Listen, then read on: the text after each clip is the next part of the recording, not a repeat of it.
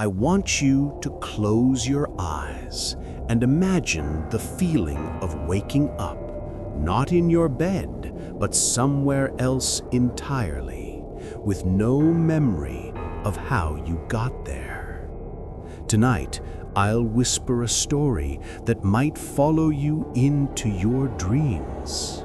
The story of 3 real people whose bodies went on a journey while their minds were asleep, and the horrors they found upon waking.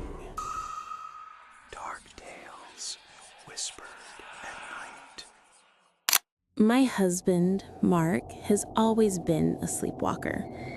Ever since we started dating, he's had his little nighttime excursions.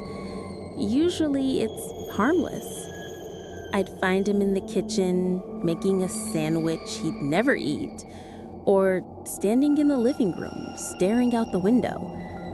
I just gently guide him back to bed, and in the morning, he'd have no memory of it.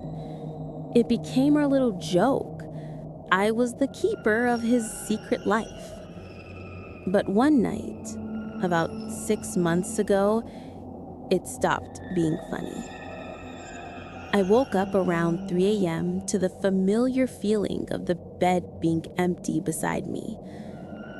I sighed, expecting to find him by the fridge. But as I sat up, I saw him. He was standing in the darkest corner of our bedroom, perfectly still, facing the wall. I whispered his name. "Mark? Honey? Come back to bed." He didn't move. A chill crept up my spine. There was something different about his stillness. It wasn't the usual dazed, robotic posture. It was rigid, attentive, as if he was listening to something in the wall. "Mark," I said again, a little louder. He turned, but slowly, so slowly, and his face, God, his face. His eyes were wide open, but they were completely blank, like polished stones. And he was smiling. Not his usual warm smile, but a wide, thin, predatory grin. It was a smile of pure malice. It wasn't my husband. It was just a thing wearing his skin. He took a step towards the bed. It wasn't his usual clumsy shuffle. It was a deliberate, smooth, almost graceful step, like a hunter approaching its prey. I was paralyzed with a fear so absolute, it felt like ice in my veins. "Who are you?" I managed to whisper, my voice trembling. The thing in my husband's body stopped. The grin faltered for a second. It tilted its head as if confused by the question. Then the grin returned, wider this time, and it raised a single finger to its lips, making a shushing gesture. It then turned, walked silently out of the bedroom, and I heard the front door of our apartment click open and then shut. I lay there, trembling for what felt like an eternity, listening to the silence. An hour later, I heard the door again. Footsteps. Mark's footsteps, his usual heavy tread. He walked into the bedroom, looking confused. "Clara, why are all the lights on? I just woke up on the couch." He had no memory of it, of course. He never does. But now, when I feel the bed go empty at night, I don't just worry about where he is.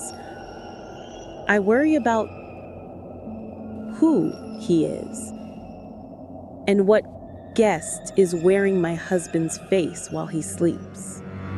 Not all sleepwalkers stay within the confines of their home. For some, the journey is much longer, and waking up is the beginning of the real terror. It was finals week during my sophomore year of college. I was living on the 12th floor of a high-rise dorm, running on caffeine and pure stress. I've never been a sleepwalker, not once in my life, so when this happened, it completely shattered my sense of reality. I remember finishing a paper around 1 a.m., my head pounding. I fell into bed, fully clothed, and was instantly asleep. The next thing I knew, I was cold, so incredibly cold. Not the chill of a dorm room, but a deep, biting cold that went straight to my bones. A harsh wind was whipping at my face. My first thought was that someone had left a window open, but when I opened my eyes, I wasn't in my room. I was lying on my back on a gritty, tar-covered surface. Above me, there were no ceiling tiles, only an endless, starless black sky. I sat up, my heart hammering against my ribs. I was on a roof. Tall buildings surrounded me, their windows like 1,000 unblinking eyes. I scrambled to the edge and looked down. 12 floors below, the tiny lights of cars moved along the street. I was on the roof of my own dorm building. Panic seized me. The door to the roof was always locked. Alarmed, I had no key. I had no memory of leaving my room, of taking the elevator, of climbing any stairs, of bypassing a lock. My feet were bare.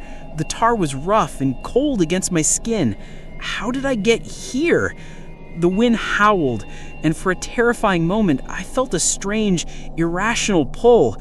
A whisper in the wind telling me to just step off, to fly. I crawled away from the edge, my body shaking uncontrollably. I spent what felt like hours huddled by the locked access door, shivering, until the first hint of dawn broke the horizon. It was a maintenance worker who found me when he came for his morning checks. He was shocked, asking me how I got past the alarm. The system showed it had never been triggered. No doors had been opened. To this day, I have no explanation. I sleep with a bell tied to my wrist now. Sometimes it wakes me up when I'm just sitting up in bed. But I always wonder, one night will I wake up to the sound of the wind again? And will I be somewhere even higher? Losing control of where you go is terrifying. But what about losing control of what you do? Our final story is from a man who discovered his sleeping self had a secret and sinister hobby. My wife and I moved into our first home together, an old farmhouse with a lot of character and, as it turned out, a lot of secrets. A few weeks after we moved in, strange things started happening. My wife Anna would lose things, small, sentimental things. A silver locket her grandmother gave her, a small music box from her childhood. We blamed the chaos of unpacking, assuming they were just lost in a box somewhere. But then, one morning, Anna came to me deeply upset. Her wedding ring was gone. She had left it on the nightstand, where she always did. We searched the entire house, top to bottom, nothing. The mood in the house grew tense. We started to feel like we were being watched, like we weren't alone. We installed the small security camera in the living room, aimed at the front door, just in case. A week went by, nothing happened. Then, one night, I had the most vivid dream. I was walking through our moonlit garden, the cool, damp earth beneath my bare feet.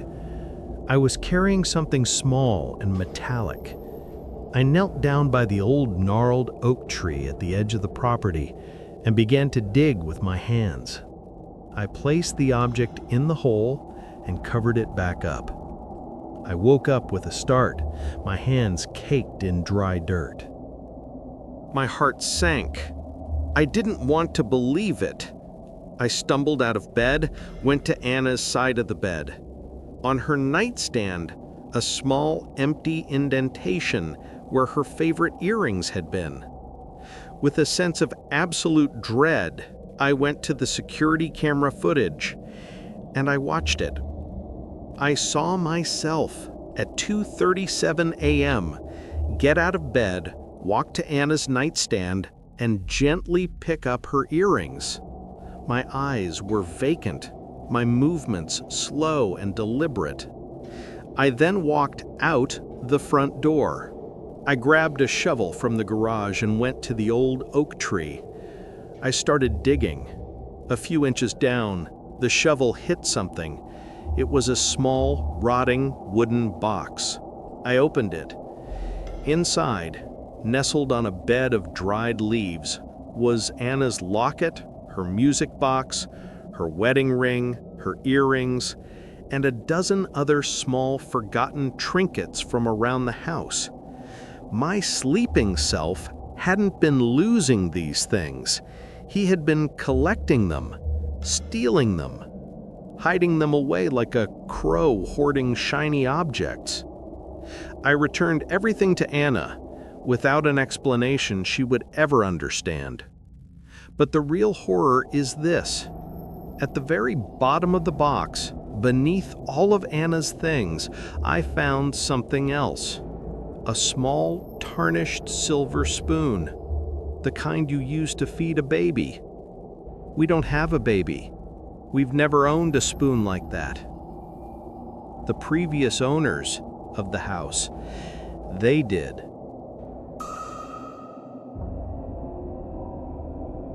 If you've ever had a sleepwalking experience or witnessed one that you can't explain, or heard a whisper when you were alone, share your story below. And remember, sometimes the scariest monster is the stranger who walks in your own shoes while you sleep. If these whispers reached you tonight, don't forget to like, subscribe, and hit the bell for more. Until the next chill, good night, sweet dreams, where the whispers wait.